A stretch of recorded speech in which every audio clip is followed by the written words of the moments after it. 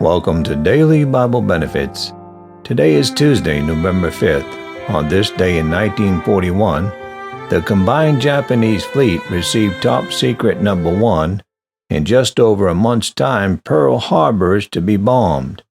When we fail to respond to the information given to us, then certain judgment will follow.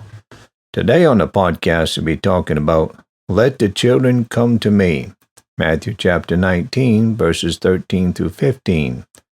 Then were there brought unto him little children, that he should put his hands on them, and pray. And the disciples rebuked them.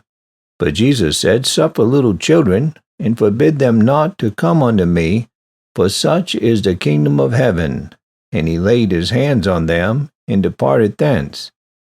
In Luke, the incident is placed immediately after the parable of the Pharisees and the publicans. There is an illustration of humility here, and mark the connection between the purity of married life and the love of little children cannot be overlooked. Thank you for tuning in to Daily Bible Benefits. Have a good and godly day.